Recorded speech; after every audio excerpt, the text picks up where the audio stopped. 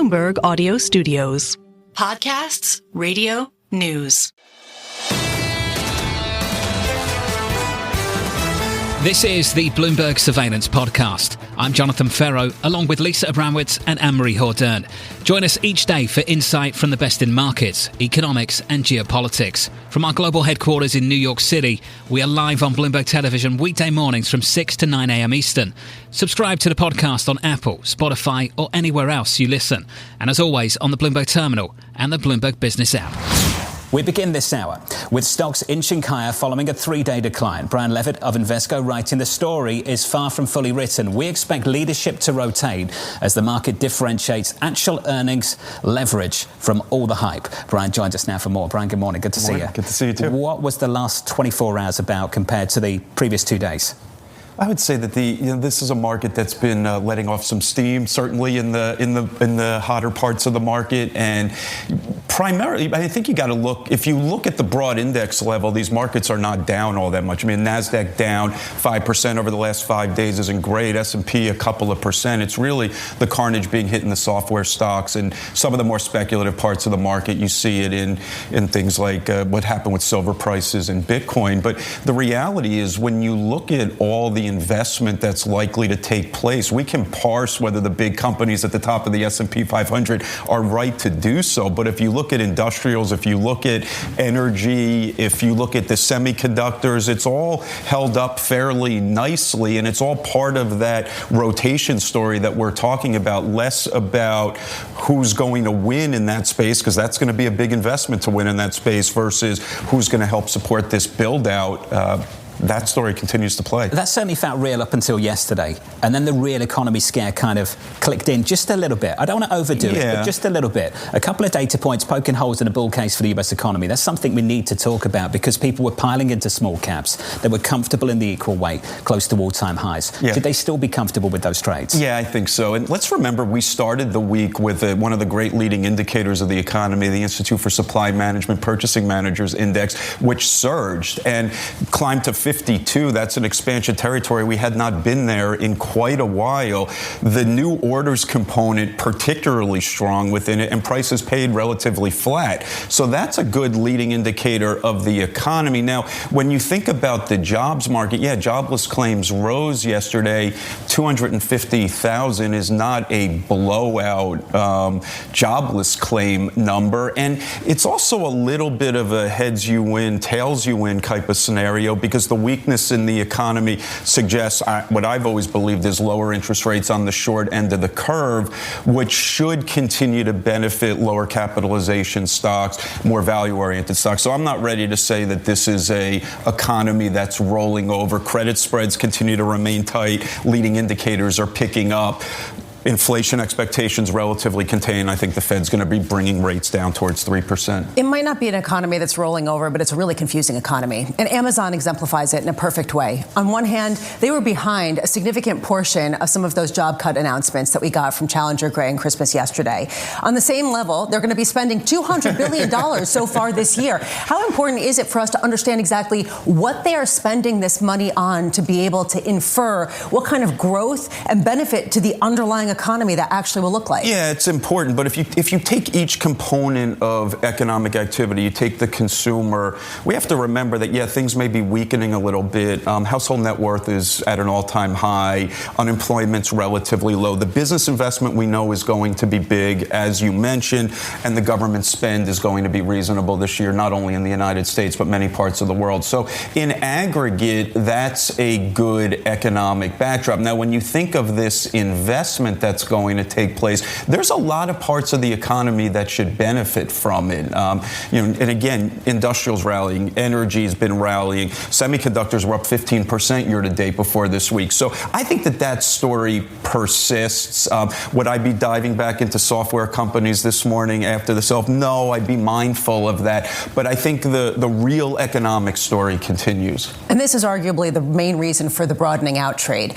The real question right now is, do you go into the hyperscalers, given the fact that their business model seems to be changing from asset light to basically glorified utilities and real estate managers? Yeah, I mean, I would go case by case. It's certainly not a monolith. Big story last year was that only 2 of the 7 Mag 7 outperformed the market. And you're right, these stories have changed significantly. I mean, the things that we loved about some of these businesses was that they were near monopolistic, they did not have significant investment needs, and that all changes. So you got to go company by company, be far more selective, and can't say I'm just going to own the whole lot of them. There will be winners, there will be losers.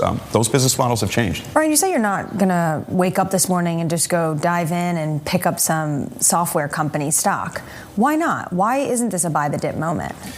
Because for a lot of them, we still need to understand what does this really mean for the business model. And we knew all along AI is going to be quite disruptive for a lot of businesses. The question that investors should ask themselves over the next few years, is it disruptive to more businesses than it is beneficial, or is it beneficial to more businesses than it is disruptive? And I'm still in the latter camp. There is a lot of companies that are going to benefit significantly from the AI build. You're already seeing profits high with employment, profits to employment not significantly elevated. So we're in a bout right now where we're looking at the disruption, which always happens when there's technological advances. But history suggests that there's always far more beneficiaries than there are businesses that are disrupted. Slightly different for you, though. A self-described FOMO guy who's not willing to lean into where the pain is right now. Is it fair to say? Bit of a change? Bit of a change, but I'm always looking for opportunities. So I have a fear of missing out, across the broad market. And so it doesn't mean that I need to always be buying into dips or into, falling knives, just looking for where the opportunities lie. And, again, that FOMO is good. That FOMO doesn't always exist, Jonathan, most of the time. And it exists when leading indicators of the economy are improving and the Fed wants to ease. I'm definitely a FOMO At times, this has felt like a falling chainsaw and not a falling knife. Stay with us. More Bloomberg surveillance coming up after this.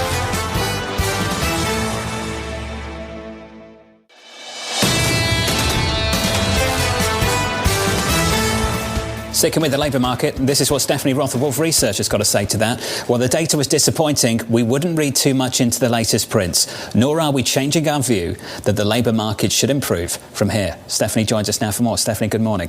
Good morning. Why should we ignore Challenger, jobless claims, and JOLTS? Okay, for claims, they rose to 230,000. Historically speaking, that's not such a bad reading. There was a lot of weather disruption that week when we were talking about Challenger. A lot of it was driven by UPS, which had a similar announcement last year. And the Challenger said itself that it's going to be driven by attrition, and voluntary separations are the big part of it. Another reason for Challenger was Amazon. So the bulk of the news was coming from either tier 3 data or data that's not necessarily indicative of a labor market that's actually deteriorating from here. We'll have to see what payroll shows, and our sense is that next week we'll learn that payrolls for January were fairly decent, and then of course there will be those downward revisions historically. I'm totally with you, and I got the Challenger jobs cuts. We were all looking at the idea that this was really concentrated in 3 companies that have already announced a lot of these job cuts. Then the jobless claims come out. Yeah, it's at an 8-week high, but ultimately still at a pretty low level.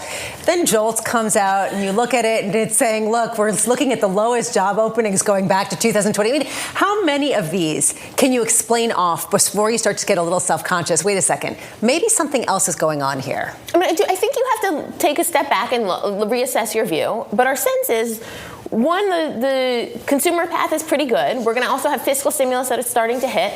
The momentum seems to be improving. If you rewind just a couple of days ago, we were looking at the ISM, and we're starting to get questions of, is this early cycle? So how can it be both early cycle and late cycle at the same time? Our sense is that we are starting to improve cyclically. There were some negative news from some of these data sources that's probably not indicative of the trend. This happens very frequently, especially in the month of January, where you get some prints, especially associated with layoff news, which tends to be a January phenomenon. Well, maybe it's early cycle for fiber optic cables, but it's late cycle for humans that are actually trying to enter the workforce. I mean, how much do you glean that some of this weakness truly is coming from less human-intensive jobs that really result from some of the capital expenditures that are supporting economic growth? There might be an element of that. So we ran some estimates looking at the rising unemployment rate since ChatGPT launched. And we found that about half of the rising unemployment rate was tied to AI, and then the other half was more cyclical in nature. So the extent to which, sure, there is half of it that is structural that will probably continue to rise, but the portion of it that is cyclical might actually reverse this year if we actually do get a cyclical improvement in the economy. So we do think that you could see about 1 to 2/10 of downward pressure on the unemployment rate this year, just because of economic uncertainty fading, given last year was true peak tariff uncertainty, a modest improvement in the consumer, in which case you could see some modest hiring across cyclical industries. ChatGPT was launched in 2022. And they're taking 50% of the jobs right now. How does the Fed deal with that? It's a tough backdrop. I think they have to be thinking about the productivity. And it's kind of a call about whether this is a productivity cycle. There's no harm in waiting at least through the middle part of the year, which is probably what the Fed's going to ultimately end up doing. And then in the back part of the year, they could probably cut a couple more times, and Warsh is going to guide them towards that. Because that will be an environment where inflation is also starting to fade. When in productivity cycles, you don't have inflation problems at the same time the growth is strong. So if we start to see that inflation cools down, then it's an environment where they can still cut a couple more times. What will be the main driver of disinflation? Torsten Slog was out a note today, and he was talking about actually you could see inflation creep higher with things like the One Big Beautiful Bill coming out. For you, what is disinflationary? So in the first part of the year, I think that's right. We're going to probably see inflation move a little bit higher, in which case that's why we don't think that the Fed is going to be cutting under Powell anymore. However, in the back part of the year, it's going to be driven by the typical disinflationary forces that is tied to productivity, which is lower wage inflation than would otherwise be the case. So first part of the year, I agree. We're going to likely see some pretty hot inflation prints, especially in Q1. That will probably start to fade, and then the narrative will shift in the back part of the year, because that's when you'll start to see inflation cooling, and then labor costs also fairly modest. I don't expect a precise number from you, but just how much of GDP growth this year is going to come from the tech capex? Not just the 4 companies, but everybody else as well. Yeah, I think it'll probably be 50 or so basis points on GDP. That's pretty impressive stuff. This is why it's interesting for the Federal Reserve. They could be cutting interest rates, potentially responding to a labour market at the same time GDP is close to 3. You ever seen that before? It's a very unique environment, and that's why they certainly will have a tough time cutting in the first part of the year when you see growth actually accelerating. So the news this week, I think, is perhaps a bit of a one-off, and we'll shift to data prints that are starting to surprise to the upside. Consumer data starting to pick up, sentiment improve, companies want to invest again because the economic backdrop is a bit better than where it's been. In which case, the fears about the economy really decelerating, a labor market crashing. Well, it's basically what they did do at the end of last year. They were basically cutting interest rates with GDP 3-4 percentage points high because of what we saw from tech capex, even though payrolls growth has totally stalled.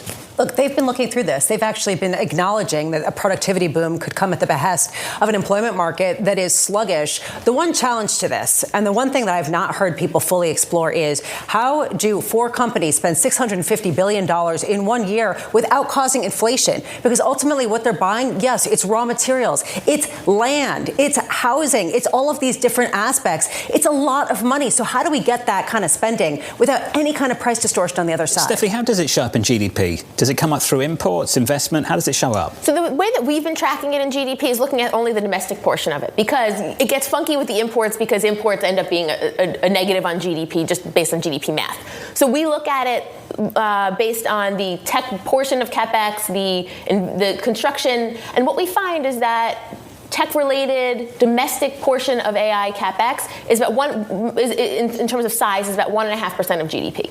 So that compares to, say, housing, which is about 3.5% of GDP. So it is large, it is growing. If Jensen's forecasts are right, it'll grow to 5% of GDP by the end of the decade. I'm not sure I would bet on it being quite that high, but it's an important part of GDP, but perhaps not as big as some of the other major drivers. Why is it not inflationary in any way?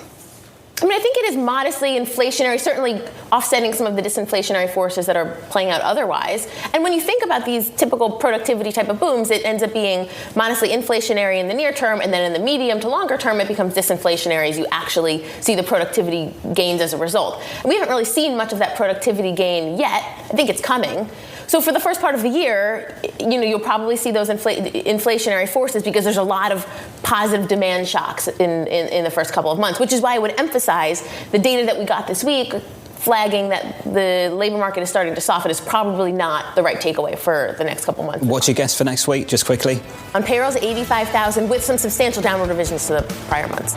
Stay with us. More Bloomberg surveillance coming up after this.